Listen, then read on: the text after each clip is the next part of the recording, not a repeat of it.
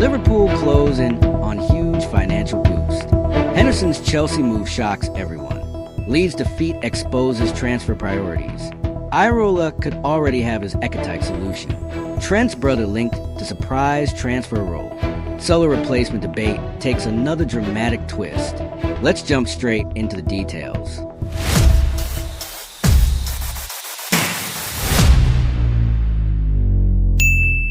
Liverpool set for major cash injection as club enter advanced talks after £324 million reveal. Liverpool are working hard behind the scenes and pretty advanced in terms of speaking to the right people ahead of this coming Premier League season starting. Liverpool are said to be in advanced talks to open permanent retail stores in the United States. No Premier League club has yet to launch any physical shops stateside, with Manchester City coming closest, but only previously running pop-ups. Paris Saint-Germain are the pioneers in this regard across European football, opened their first store in Los Angeles 5 years ago, and have since opened 2 more in Miami and New York City. The latter is their largest outside of France. PSG even expanded their presence on Fifth Avenue within 18 months. Liverpool now appear next in line to make the move. Liverpool's chief commercial officer Ben Latty told Sportico Liverpool's ongoing discussions. Clearly, we're not at the end of that because we haven't opened anything or announced anything yet, but I'd say we are pretty advanced in terms of speaking to the right people. Liverpool have launched stores in Bali and London in recent months, with existing outlets already operating in Denmark, Hong Kong, Indonesia, Ireland, Singapore, South Africa, and the United Kingdom. The club's chief commercial officer is reportedly hopeful that their current tally of 26 stores will surpass 30 before the end of the season. Latty added, "We can't expect our numbers to grow organically. We've got to work for them, and we've got to strategically put our investment where we think is going to return the highest revenue for us as a club. So yeah, we are working hard behind the scenes." Liverpool's most recent accounts, filed for the 2024-25 campaign, reveal that their commercial income stood at £324 million. Only City, £340 million, and Manchester United, £333 million, posted higher figures amongst Premier League sides. Speaking while part of the summer's fortnight-long preseason tour, where the squad was stationed in Chicago, Chief Executive Billy Hogan said, "The U.S. is a really important market from our perspective. A huge fan base here. Over 26 million supporters of the club, which I'm told actually the only U.S. sports team that has more fans is the LA Lakers. So, a pretty good indication of the popularity of the club. It's our #1 international retail market. We are the #2 most watched team in European football here in the U.S. So, the team is incredibly popular. It's an important market from our perspective. Almost 40% of our partners are here. And so, all of that kind of comes together to make it a super important market from our perspective." Chelsea signed Jordan Henderson as ex-Liverpool captain completes shock move. Former Liverpool midfielder Jordan Henderson has completed a move to Chelsea at the age of 36, having been allowed to leave Brentford for nothing midway through his contract. Chelsea have completed a deal to sign England international Jordan Henderson. The former Liverpool captain, 36, has signed a 2-year deal at Stamford Bridge after leaving Brentford. Henderson still had another year left on his contract with the Bees, but was allowed to leave for nothing. The addition of the former Liverpool star is intended to add more experience to a young Chelsea squad under Xabi Alonso, with ex-Manchester United and Arsenal forward Danny Welbeck, 35, also arriving on Saturday. The veteran duo have been joined at Chelsea this summer by the more youthful trio of Morgan Rogers, 24, Marco Palestra, 21, and Valentin Barco, 22. Given the size of the club, the manager, who I have great admiration for, and the quality of the players, this was a huge opportunity one couldn't turn down, Henderson said. "I was also so impressed with how much the ownership want Chelsea to be successful and move in the right direction. For me, it's about giving everything every single day, both on and off the field, to help the players around me and the team as much as possible. I'm very excited to get going." Henderson started his career with boyhood club Sunderland and moved to Liverpool in 2011. The midfielder made 492 appearances on Merseyside, helping the club to the Premier League and 3 Champions League finals. as well as a whole host of other trophies as captain. He quit Anfield in 2023 in a move to Saudi Arabian side Al Ettifaq, but he was soon on the move once again with subsequent switches to Ajax and Brentford. His form last season was good enough to secure a spot in England's squad for the World Cup. The 93-cap midfielder made just one appearance at the tournament with a 6-minute cameo against Panama in the Three Lions final group game.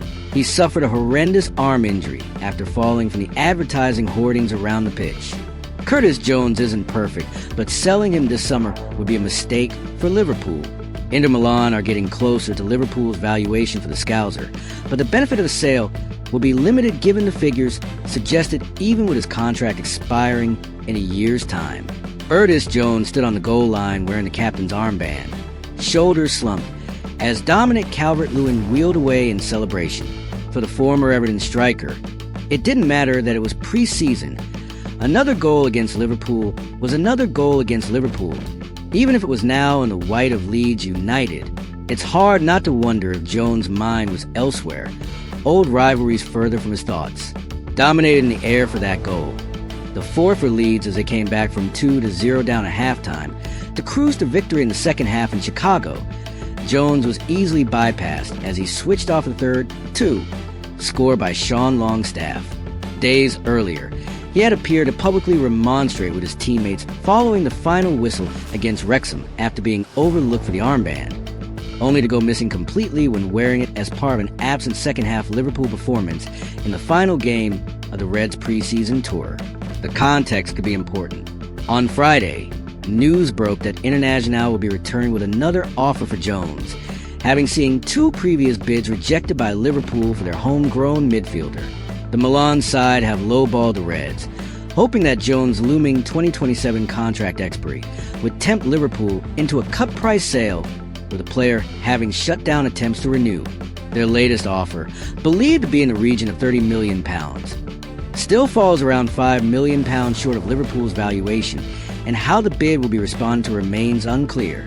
Andoni Iraola has stressed the importance of having a local player in the first team and praised Jones' character when asked about his future. But Liverpool's hierarchy would surely be loath to let another player walk out the door for nothing in a year's time. Inter have pursued Jones since January and see him as the ideal player to bring technicality and control to their midfield.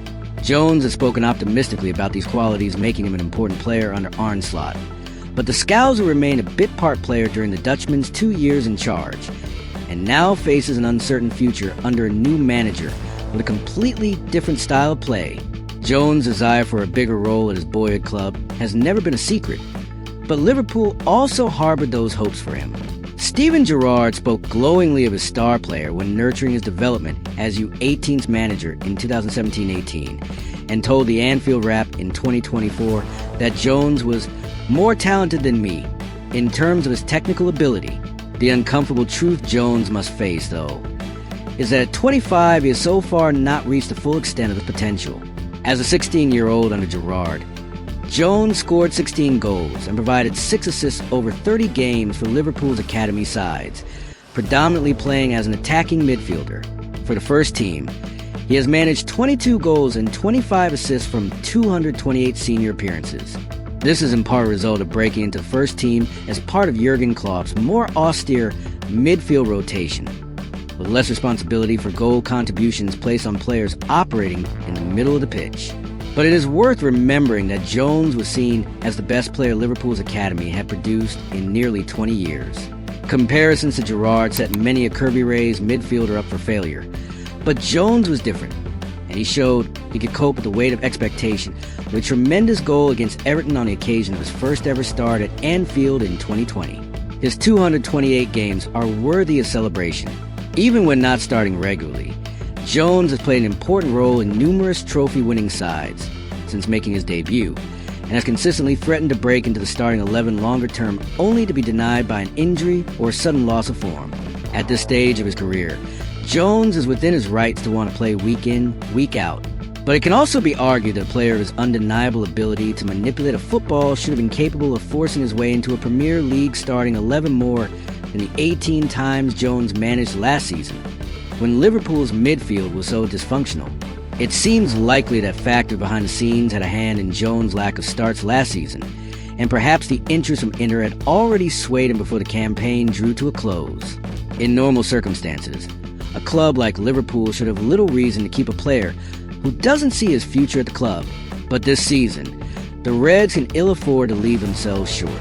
Jones occupies one of 8 reserve spots for homegrown players, and replacing him would be nigh impossible. Bournemouth Alex Scott, a promising 22-year-old talent but currently an inferior player, is being courted by Chelsea for upwards of £70 million, double the reported asking price for Jones. Sourcing homegrown talent at a price which suits Liverpool during a summer in which reinforcements are acquired across the pitch appears fanciful, and Jones is a player who can realistically do a job in at least 6 positions. Though a departure now looks like the most likely outcome for a player who is far from perfect, the potential cost of losing Jones this summer will be far greater than the relatively paltry fee that his sale would bring in. Liverpool might already have Hugo Ekitike's stopgap, who Andoni Iraola is about to meet. Liverpool will be without Hugo Ekitike for a substantial period of time because of his injury, but Andoni Iraola may already have the stopgap he requires in the short term. There was a school of thought pushed forward by some last summer that Liverpool signing Alexander Isak and Hugo Ekitike in the same window was excessive. Around year on, the pair have rarely played alongside one another. It is unlikely, given Ekitike's serious Achilles injury, that they will be featuring together regularly until the second half of 2026-27 at the earliest. Quite simply, having 2 quality number 9s was a necessity for Arne Slot's side. He didn't really get the chance to use them, and Andoni Iraola, who has taken over from the Dutchman, will have to be patient too. As it stands, Liverpool only has 5 senior forward available, and one of those is the 17-year-old Rio Ngumaha. Another is Federico Chiesa, who has started 2 Premier League games in 2 seasons. Victor Munoz, the summer signing from Osasuna, is yet to meet his new teammates after having a break following the World Cup, while Isak and Cody Gakpo complete the forward line. Given that Iraola's system has looked like a 4-4-2 at times, you could perhaps include Florian Wirtz and Harvey Elliott in the attacking group, with the number 10 very advanced, especially in the press. Even then, though, Liverpool has 7 senior options for 4 positions. It simply isn't enough with so many games to come and the expectation of the Reds challenging on multiple fronts. Liverpool remains very keen on signing Bradley Barcola from PSG. He would add a substantial amount of quality in the final third, and if the Frenchman is eventually snapped up, that could pave the way for a short-term Ekitike fix. If Barcola arrives, he will join Ngumaha and Munoz as pacey wide forwards. Gakpo, meanwhile, is a good goal scorer, but might actually fit better elsewhere in the Liverpool system under the new head coach. For the Netherlands, Gakpo has successfully played a central role in the past. While it is not perfect for him, he can fit in either as a number 9 or a number 10 in this new-look, front-footed setup. If Gakpo were to play both of those central roles, he would effectively be the Ekitike cover, a better option than Chiesa down the center, albeit not the absolute dream option. Ultimately, Liverpool spending big on another number 9 to fill the Ekitike gap feels impossible given that when the 24-year-old comes back, he will expect minutes. But Gakpo could do the job to a reasonable level in the meantime, with others better suited to offering width and quality on the flanks, as long as there are sufficient numbers of bodies by the September 1st transfer deadline. Amid growing speculation that Gakpo could be the subject of strong interest from Tottenham, the Netherlands ace will meet Iraola this week for the first time since the Spaniard took over. Right now, with the limited number of options that Liverpool has in forward areas, losing Gakpo would be a non-starter. In place of Ekitike, that might be the role he is most useful in for the time being. Trent Alexander-Arnold's brother played role in Jordan Henderson securing Chelsea transfer. Trent Alexander-Arnold's brother Tyler played a role in Jordan Henderson securing his Chelsea transfer this summer, with the ex-Sunderland man represented by his agency. Former Liverpool captain Jordan Henderson has made a surprise transfer move to Chelsea from Brentford this summer, with the player represented by the agency that Trent Alexander-Arnold's brother is involved in, leaving Brentford after just a year. Henderson has now signed for 4 different clubs since leaving Liverpool in 2023. He first moved to Saudi Arabia, But that didn't last long, and he also spent a short time in the Netherlands with Ajax. Now, Xabi Alonso has signed Henderson for his experience, having failed to convince Sunderland to part ways with Granit Xhaka, the Swiss star who made such a difference for Regis Lubris last term. Given the size of the club, the manager, who I have great admiration for, and the quality of the players, this was a huge opportunity one couldn't turn down. Henderson said as he was unveiled, "I was also so impressed with how much the ownership want Chelsea to be successful and move in the right direction. For me, it's about giving everything every single day, both on and off the field, to help the players around me and the team as much as possible. I'm very excited to get going." Until Alonso arrived, Chelsea had a policy of only signing young players with a sell-on value. The Spaniard was convinced on taking the job based on having more power, however, and that appears to be one thing he has changed. Chelsea has also signed Danny Welbeck from Brighton. It's probably best for my teammates to speak, but football is a team sport, and everything should be about the team, Henderson said when he was asked about the attributes that he can bring. "Throughout my career, everything I've tried to do has been for team. I've tried to make people around me better by being the best teammate I can be. When I'm on the training pitch, it's about having those relationships where you can demand from people, but also know the right time to have conversations and a laugh and a joke as well, getting the balance right. The older you get, you go through a lot of different experiences. At times, you can relate to younger players when you look back at your own career and think about the things I've been through that I can see similar situations happening. I try to speak to them and give them a different perspective. To speak to someone and give them your experiences is a good thing and an important thing to do. Liverpool told only one man can replace Mohamed Salah, but Bradley Barcola will never leave.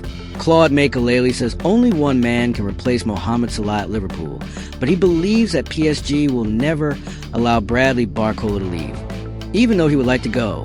Claude Makelele says there is only one player Liverpool can sign to replace Mohamed Salah, Bradley Barcola. But the former France midfielder also doubts that a deal will prove possible. Barcola is a top target for Liverpool this summer, with PSG valuing him as highly as $193 million, £145 million. And Makelele says if Liverpool can get over the line, it will be the perfect addition for Andoni Iraola. For me, the only player who could come to Liverpool and replace Salah will be Barcola because he's so young and very fast, and has that same speed and promise. Makelele told Come On. That would be the choice I would make. But Paris Saint-Germain would never let a player like that leave their squad. Even so, if I was Liverpool, I'd go for Barcola. While PSG is reluctant to let Barcola depart, the winger only has 2 years left on his contract at the Parc des Princes.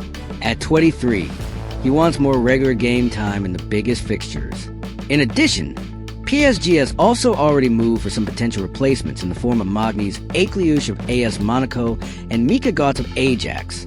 If those two forwards arrive, even though Goncalo Ramos and Lee Kangin have both departed, that would surely free the League One side up a little more to let Barcola leave. Earlier this week, former Arsenal ace Emmanuel Frimpong suggested that Arsenal should join the race for Barcola in case it misses out on Vinicius Jr., the Real Madrid and Brazil forward. Mikel Arteta and the boys have finally got it over the line, which I'm very happy about. Frimpong told Ladbrokes, but they shouldn't just win it once and be satisfied with that. They have to keep on winning it now and dominate just like how Man United and Man City have in the past. We got the players, we got a deep squad, and hopefully this summer, the board are going to strengthen further. Because I still think we need a couple of wingers and a proper number 8. I feel like Declan Rice is playing a position which isn't natural to him, so we need a proper number 8 alongside him. For me, when it comes to realistic signings this summer, with those positions in mind, I feel like Bruno Guimaraes is someone I'd love to see at Arsenal, and also Bradley Barcola. I think he'll be very good for Arsenal. Barcola and Bruno Guimaraes would be a very good transfer window for Arsenal. Thanks for watching. Which story do you think will have the biggest impact on Liverpool's season? Share your thoughts in the comments below. And don't forget to subscribe for the latest Liverpool news, transfer updates, and match analysis. See you in the next video.